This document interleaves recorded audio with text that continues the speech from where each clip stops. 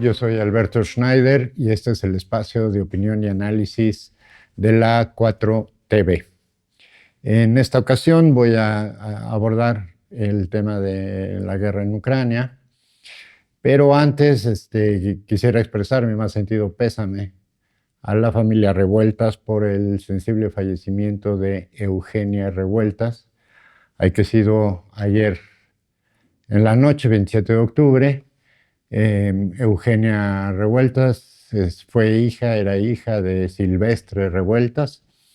maestra universitaria de toda la vida, filóloga, escritora, novelista. Y bueno, pues reiteramos nuestro más sentido pésame a la familia Revueltas.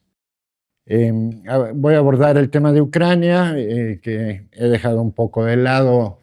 al enfocarme de manera más acuciosa al tema de Gaza, pero creo que bueno, Gaza y Ucrania son de los dos polos más sensibles en los actuales conflictos armados en el mundo,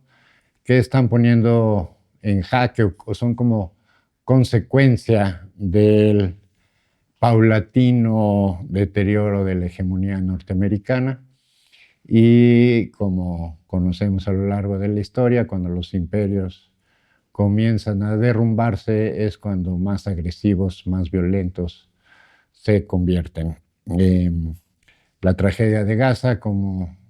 hemos documentado aquí y como está ampliamente documentado en el mundo,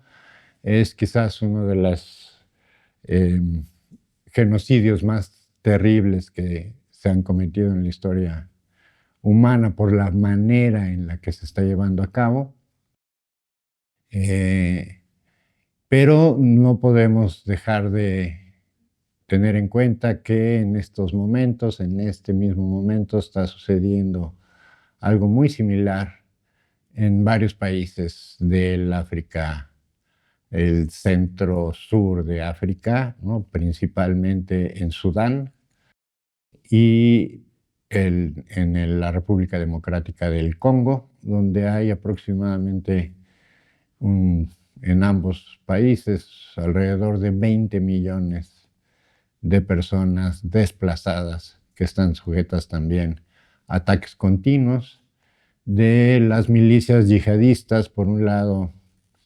financiadas por Estados Unidos, Inglaterra, Israel, y de manera muy específica y particular por los Emiratos Árabes Unidos,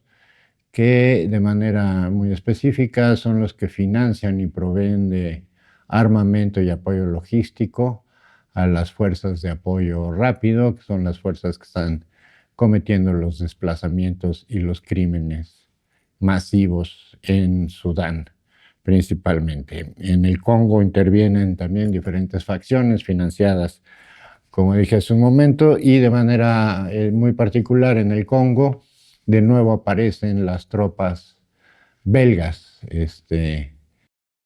acompañando las masacres que se están llevando a cabo en el Congo, en la República Democrática del Congo.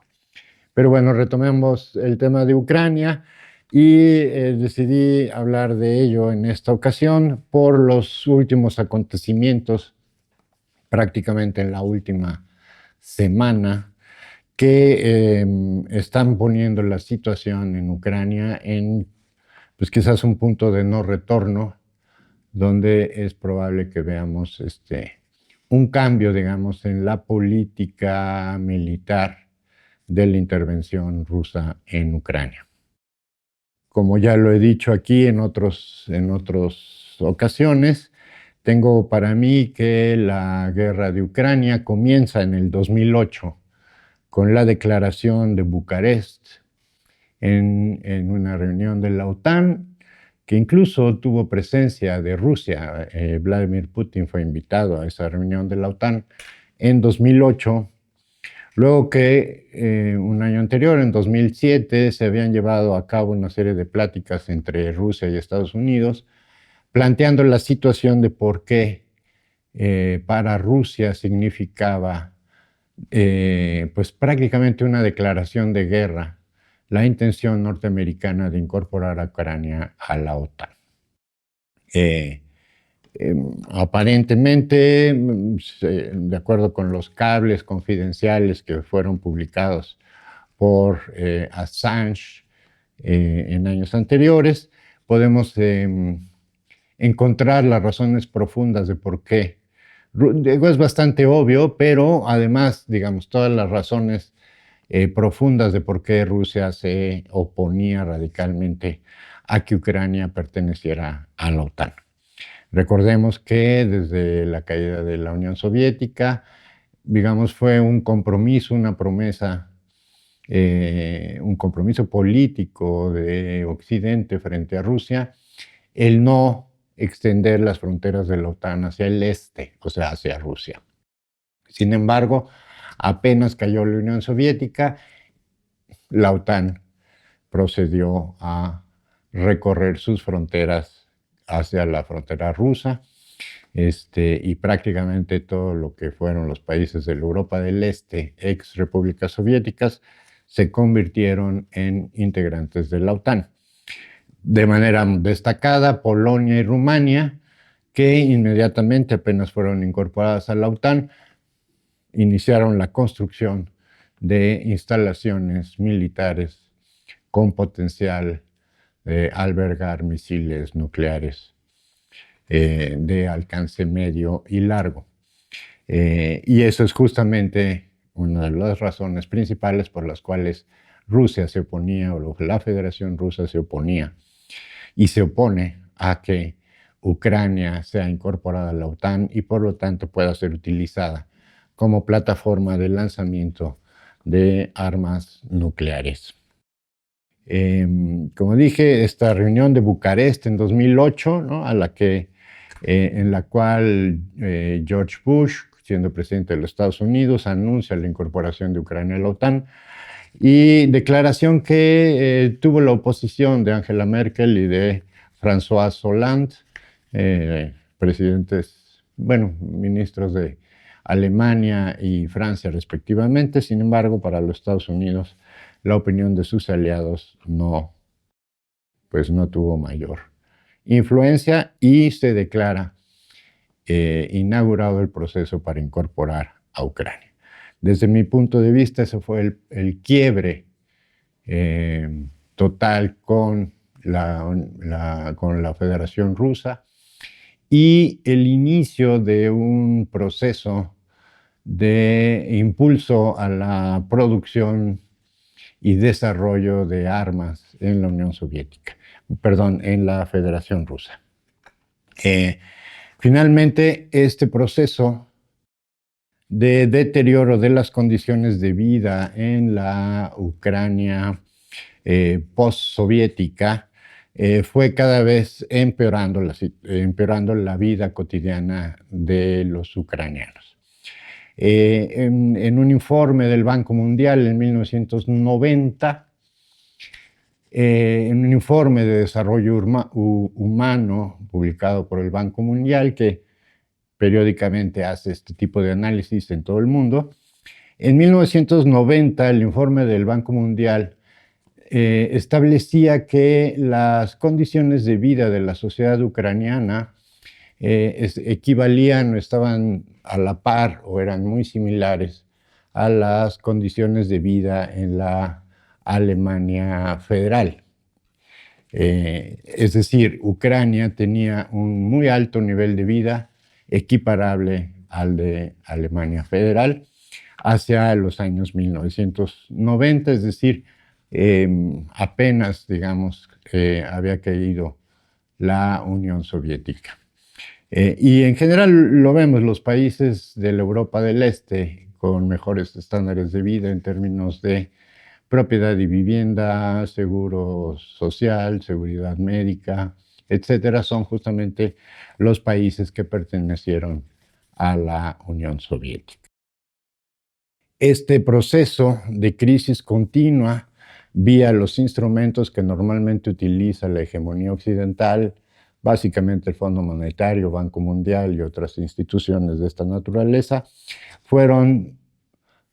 causando estragos en la vida ucraniana hasta el punto de que hacia 2013 la situación prácticamente era insostenible, con una deuda creciente, con un desempleo masivo brutal y con condiciones de vida y en general las condiciones de vida de la población ucraniana eran cada vez peores, ¿no? En este escenario es que se dan toda una serie de negociaciones y conversaciones entre Rusia y los Estados Unidos, o podríamos decir la Federación Rusa de manera más precisa, con los países de la OTAN, para ayudar a resolver la situación ucraniana sin que Ucrania formara parte de la OTAN. En las condiciones que establecía Rusia en aquel entonces, hacia finales de 2013, eran básicamente abrir una línea de crédito en condiciones muy favorables para Ucrania de parte de la Federación Rusa, que Ucrania se mantuviera como un país neutral, es decir, que no formara parte de ningún bloque militar,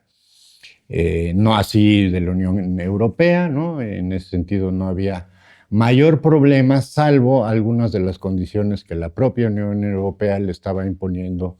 a Ucrania para incorporarla a sus filas, ¿no? Que era prácticamente desmantelar toda la industria rusa que existía en territorio ucraniano. Recordemos que prácticamente la mitad de Ucrania era la parte rica del país, la parte más desarrollada, la parte más industrializada, justo porque pues, fue la parte que desarrolló en su momento la Unión Soviética. La mayor parte de la riqueza de Ucrania está justamente del lado oriental del país.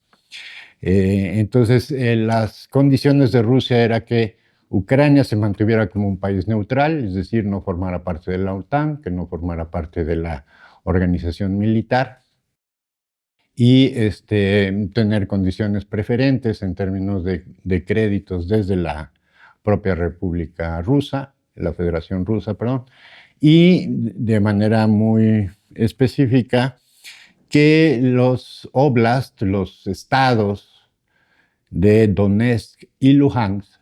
se convirtieran en provincias autónomas, un poco al estilo de las provincias autonómicas en España, sin que se rompiera la unidad nacional ucraniana. Esas eran básicamente las condiciones de la Federación Rusa, que fueron totalmente desechadas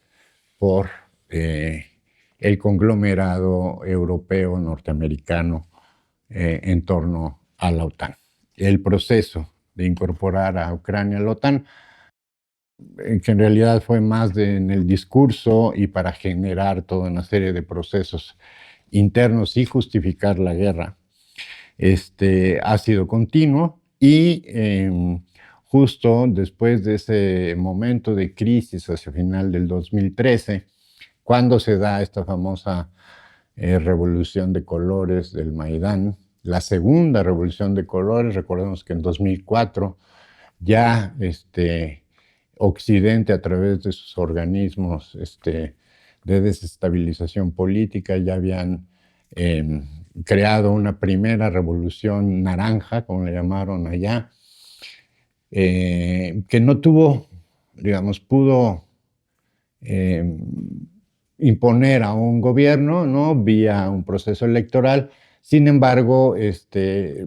no logró, digamos, ese proceso no logró mantener la estabilidad política en el país. Desde más o menos desde el año 2000 hasta 2013, se sucedieron una serie de procesos electorales fallidos, con acusaciones mutuas de fraude y demás, y no se había logrado una verdadera estabilidad política y mucho menos económica para Ucrania. Entonces, a pocos meses de concluir el periodo gubernamental de Yanukovych, estaban prácticamente a 3 meses de elecciones federales, Estados Unidos e Inglaterra principalmente organizan un golpe de Estado contra Yanukovych y bueno, Yanukovych huye del país con ayuda de la Federación Rusa Y a partir de ese momento comienza un proceso terrible porque en Ucrania, porque, digamos, camina en dos lados. Por un lado, eh, y como se sabe y está documentado, incluso la propia BBC de Londres tiene varios reportajes publicados entre 2013 y 2014, y algunos un poco anteriores, de cómo los grupos neofascistas, milicias neofascistas armadas por varios de los grandes millonarios corruptos ucranianos, habían estado impulsando estos movimientos de protesta contra el régimen electo constitucionalmente de Ucrania. Cuando se da el golpe en 2014, después de esta revolución de colores, las protestas supuestamente pacíficas en el llamado Maidán de Kiev, y sobre todo y de manera muy particular la masacre terrible cometida por estas hordas de jóvenes supuestamente pacíficos y que solo pedían mejoras económicas, atacan la sede del Sindicato Nacional de Trabajadores Ucranianos y dentro de sus instalaciones mueren alrededor de 100 personas, algunos mueren quemados adentro del edificio y otros, los que logran salir, son asesinados de manera a mansalva por las hordas neofascistas ucranianas, que justamente cuando se consolida el golpe de Estado son las que toman buena parte de las posiciones de poder en Ucrania, entre ellas el Parlamento, las áreas de seguridad y de inteligencia en Ucrania, y poco a poco, a lo largo de los años, desde el 2014 hacia acá, han ido ganando espacios de poder político y económico en el país. Al grado de que, por ejemplo, la milicia Azov, quizás la más conocida de todas las milicias neonazis en Ucrania, es ya parte del ejército ucraniano. Durante varios años funcionó como una milicia independiente con sus propias dinámicas. Claro, trabajaba a la par del ejército regular y con ayuda de la inteligencia inglesa de manera muy particular, y también obviamente de la CIA y de la inteligencia francesa, eran, digamos, la punta de lanza de los ataques contra las poblaciones, sobre todo de Luhansk y Donetsk, que son las provincias o los estados más orientales, o sea, digamos, pegados a la Federación Rusa. Entonces, a partir de ese golpe de Estado, estas milicias van adquiriendo cada vez más poder, al grado que ahorita forman ya parte regular del ejército ucraniano, y son las principales responsables de reclutar mercenarios de todo el mundo. En días pasados, la Federación Rusa dio a conocer un listado de los mercenarios extranjeros que han fallecido en el campo de batalla. El mayor número de mercenarios viene de Colombia, curiosamente. Obviamente le siguen los países europeos, pero también incluso hay mexicanos, mexicanos que han perdido la vida peleando por el gobierno neonazi de Ucrania. Entonces, como decía, en 2014 se da el golpe de Estado con la matanza de Odessa, y sin embargo, a pesar de las demandas de la propia población en esos oblasts, en esos estados ucranianos, Vladimir Putin no intervenía para proteger. Recordemos que para casi la mitad de la población de toda Ucrania, casi la mitad es ruso o de origen ruso o ruso parlante, con otra proporción de otras nacionalidades, principalmente tártaros. Entonces, justamente una vez que el nuevo régimen golpista toma el poder, empieza inmediatamente a aprobar una serie de leyes racistas totalmente que prohíben la lengua rusa, la enseñanza del ruso, y y promueven la eliminación de digamos, toda la cultura rusa existente en Ucrania, lo cual es un absurdo total. Finalmente, Ucrania y Rusia tienen el mismo origen, los dos son eslavos, población eslava, y que prácticamente tienen pues el mismo origen. Belgorod, por ejemplo, es como la ciudad que tanto rusos como ucranianos consideran como el origen de sus propias nacionalidades. Entonces, así como este proceso de desrusificación de Ucrania ha sido terriblemente violento. Nada más entre 2014 y 2022, más o menos 8 años de guerra irregular contra estas provincias o estos estados ucranianos del este, mueren alrededor de 15,000 civiles rusoparlantes o de origen ruso, y de manera muy particular, y que además pues está pareciendo ser un modus operandi en este tipo de golpes de Estado terroristas que atentan contra su propia población, y es atacar a los niños y a las niñas. Hay un documental excelente en 6 entregas realizado por el periodista mexicano-argentino Salgado, Sebastián Salgado, que no es el famoso fotógrafo periodístico Sebastián Salgado, es un homónimo muy joven, tiene un excelente documental en 6 partes que vale mucho la pena para entender y conocer de primera fuente. Él estuvo ahí desde 2014, de primera mano lo que estaba sucediendo en esa región de Ucrania. Es así que cuando finalmente, después de 8 años, Putin interviene en Ucrania, básicamente lo hace con 3 objetivos. Uno, desnazificar Ucrania. 2, desmilitarizar el país. Y 3, por supuesto, digamos como corolario, proteger a la población de origen ruso o de habla rusa, que, como les decía, representaba casi poco menos de la mitad de toda la población de Ucrania.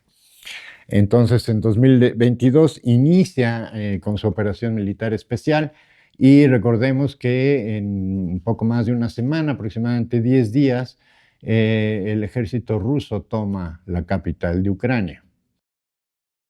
En ese momento, en esa incursión de tomar la capital de Ucrania, lo que provoca, digamos, la ofensiva rusa es que Zelensky, ya para entonces, Zelensky ya estaba en el poder, se sentará a negociar una salida pacífica. Recordemos rápidamente, Zelensky toma el poder a partir de un proceso electoral en 2019, claro, un proceso electoral que tenía prohibido cualquier partido de oposición, y sobre todo ciertos liderazgos políticos de oposición estaban no solo prohibidos, sino varios de sus líderes exiliados fuera de Ucrania. Entonces, Zelensky en 2019 hace campaña en ruso, porque él mismo era hablante ruso, ni siquiera sabía hablar bien ucraniano, tuvo que recibir clases especiales de ucraniano para poder gobernar una vez que gana la presidencia. Y gana la presidencia no solo en una campaña hablada en ruso, sino una campaña en la que postula que Rusia y Ucrania son países hermanos y que él está por la paz y la integración de ambos países. Sin embargo, una vez que toma el poder, todo este discurso es tirado a la basura, y se endurecen todas estas medidas en contra de la población rusoparlante en Ucrania. Tan es así que han destruido incluso su herencia religiosa. Las huestes nazis de Azov y el sector derecho y otras más han destruido pues algunas de las iglesias más antiguas de Europa. del cristianismo ortodoxo, iglesias construidas en el siglo XI, en el siglo XII, en el siglo XIII, incluso algunas joyas verdaderamente únicas en el mundo, construidas en madera, pues han sido totalmente destruidas y arrasadas. El principal líder espiritual de la ortodoxia ucraniana no está detenido, pero está obligado a utilizar un brazalete electrónico, pues con la intención de que no pueda salir de Ucrania si es que en algún momento dado se lo propone. Entonces, como decía, en 2014, una vez que comienzan estas agresiones contra Luhansk y Donetsk por parte de las milicias nazis, se llega a un primer acuerdo en Minsk, en la ciudad de Minsk, en Bielorrusia, a finales de 2014, y luego en 2015 se hacen algunos ajustes, y sin embargo, una vez firmado el documento, mediante el cual Ucrania reconocería a Donetsk y Luhansk como provincias autonómicas sin que se fracture el país. A los pocos días, 4 o 5 días después, la aviación del ejército ucraniano bombardeó el ayuntamiento de Luhansk, con lo que se reanudaron las hostilidades con milicias apoyadas obviamente por la Federación Rusa para defenderse de los ataques de las milicias nazis del sector derecho, Azov y otras. Es así como llegamos al 2022, cuando finalmente Putin decide lanzar su ofensiva con estos 3 propósitos que les comenté. Finalmente, ahora en estos momentos, vemos la situación ucraniana en la cual Rusia ha ido avanzando poco a poco, porque la intención rusa no es invadir Ucrania, no es tomar el país. Para ello hubieran necesitado una fuerza militar inmensa, ¿no? 3, 4 millones de soldados para ocupar el territorio enorme de Ucrania. La iniciativa o la operación militar especial rusa tiene por objetivo lo que les comenté, y se trata de una guerra que en la doctrina militar se llama guerra de desgaste, en inglés attrition, en la cual justamente de lo que se trata, el propósito de la operación militar es el desgaste, la desnazificación y la desmilitarización de Ucrania. ¿Por qué tiene esos objetivos? Porque en 2014, en 2015, si bien se había llegado a un acuerdo de paz en la cual, avalado por Francia, Alemania, Suiza, y la Organización para el Desarrollo y la Seguridad de Europa, un organismo que agrupa 57 países,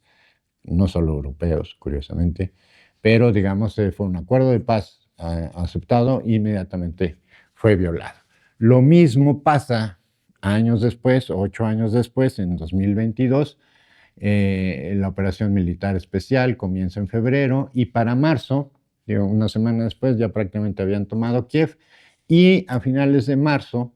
se lleva a cabo una reunión entre Putin, Zelensky y sus respectivos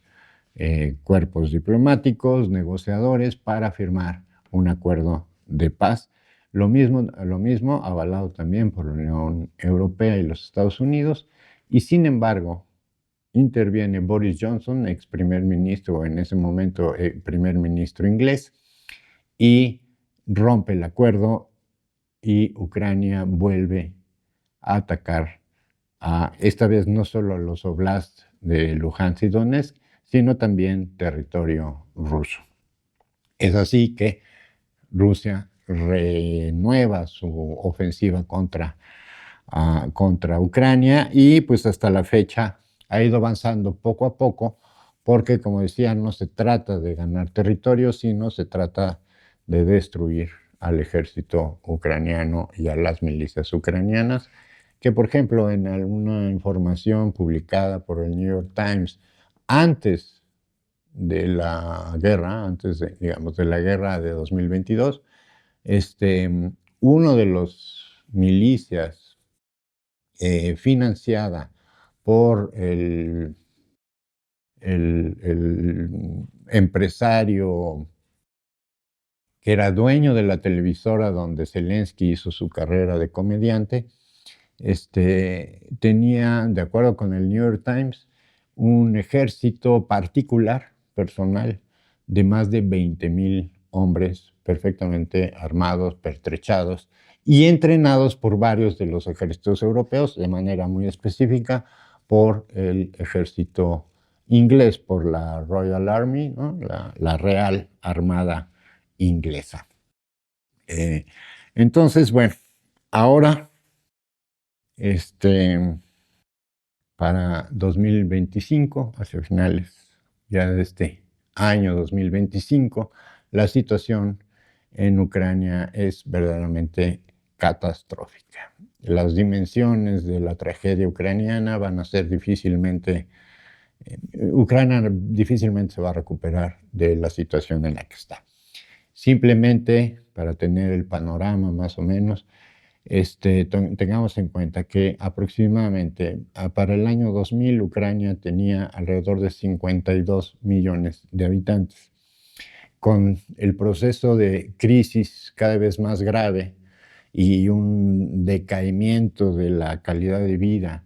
y de las expectativas de vida en la población, fue perdiendo población. Los jóvenes ucranianos, sobre todo, empezaron a buscar futuro fuera de Ucrania. Y de ahí, digamos, que se empezó a generar grandes problemas de migración en países vecinos, como Hungría, por ejemplo, o Polonia, donde ya incluso los gobiernos locales han tenido que tomar ciertas medidas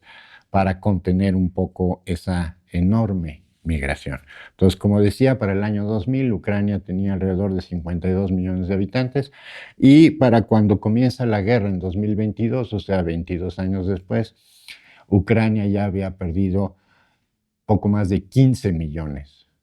de habitantes. Y al día de hoy, la población ucraniana se estima alrededor de 30 millones. Es decir, estaríamos, si las cifras que proporciona el propio gobierno ucraniano son estimaciones precisas, estaríamos hablando que del 2000 al 2022 Ucrania ha perdido alrededor de 20 millones de ciudadanos y de ellos 1.5, 1.7 millones los ha perdido en el campo de batalla. Es una situación verdaderamente terrible, y mientras tanto, el 25% de las tierras cultivables de toda Ucrania, que fue llamada y se llamaba comúnmente como el granero de Europa, el 25% de todas sus tierras productivas agrícolas ya están en manos de dos grandes empresas financieras o tenedores financieros que son BlackRock y Vanguard. Ya poseen el 25% del territorio agrícola de Ucrania gracias a una modificación que hizo Zelensky de la constitución ucraniana. Antes de esta modificación, ningún extranjero, ni persona física, ni persona moral, o sea, ninguna empresa podía poseer territorio, podía poseer tierra en Ucrania. Zelensky eliminó modificó la constitución, claro, con un parlamento a modo, ¿no? Modificó esa normativa y abrió y permitió la compra de tierras por parte de extranjeros y el día de hoy el 25% de la tierra agrícola ucraniana está en manos de BlackRock y Vanguard. Y habrá que ver qué otras empresas más están comprando tierra, no solo agrícola, sino para la explotación de algunos minerales muy valiosos que, si bien no en cantidades muy extraordinarias, sí, digamos, tiene Ucrania fuertes reservas como litio y algunas de las tierras raras, justo que además ahorita están en litigio en el mundo entero. Entonces, bueno, como decía, lo que estamos viendo en estos días es un acto desesperado de Ucrania que ya acaba de extender en el lapso de la última semana, acaba de extender la guerra hacia otros países, que son Hungría, Rumania y Eslovaquia. Células terroristas entrenadas por el MI6 inglés, células terroristas ucranianas, volaron las instalaciones de la refinería, la mayor refinería de Hungría, la mayor refinería de Rumania y la mayor refinería de Eslovaquia. ¿Por qué esas tres? Porque los tres gobiernos, tanto el gobierno de Hungría, Rumania y Eslovaquia, se han opuesto a la incorporación de Ucrania a la OTAN y se han opuesto a seguir financiando las armas hacia Ucrania. En respuesta a ello, Ucrania acaba de atentar contra estas tres naciones vecinas. Y por último, nada más de expresar pues una terrible situación que está ocurriendo en estos momentos. Estamos hablando del 28 de octubre de 2025. Prácticamente hay un enorme contingente, se estima que son 3 batallones completos, que pueden ir un poco más de 10,000 personas, 10,000 soldados, están completamente rodeados por las fuerzas rusas y se les ha pedido que se rindan para salvar su vida. No sabemos cuál va a ser el desenlace de esta situación, pero si esto ocurre, prácticamente de esta manera, Rusia tomaría una de las ciudades más importantes del este ucraniano, que es Pokrovsk, y prácticamente es un hub de comunicaciones en Ucrania, y prácticamente una vez tomada esta ciudad, prácticamente queda la vía libre hacia Kiev. No sabemos exactamente si las Fuerzas Armadas de la Federación Rusa avancen hacia Kiev, pero cuando menos ya esto implicaría que prácticamente todo el ala este queda en manos de la Federación Rusa y probablemente de manera, y casi con seguridad de manera irreversible, y con la enorme posibilidad de que finalmente Rusia se decida a tomar la ciudad de Odessa, y si esto ocurre, Ucrania se queda sin acceso al mar y por lo tanto la OTAN se queda sin acceso al Mar Negro. Ya veremos qué sucede, pero bueno, no deja de ser una situación verdaderamente terrible lo que está sucediendo en Ucrania, que se suma a estas grandes tragedias, por decir lo menos, ¿no? En realidad son genocidios organizados y planeados que están sucediendo en Gaza, en Sudán, en República Democrática del Congo y colateralmente en otros países. Somalia está sujeto también a bombardeos continuos por parte no solo de Arabia Saudita, sino también de Emiratos Árabes Unidos. En fin, esta es un poco la situación que estamos viendo en estos momentos en Ucrania y esperemos que finalmente todos estos soldados la piensen mejor, se rindan y se entreguen a las fuerzas rusas y veamos finalmente el principio del fin de esta terrible guerra en Europa. Es todo por hoy. Muchas gracias.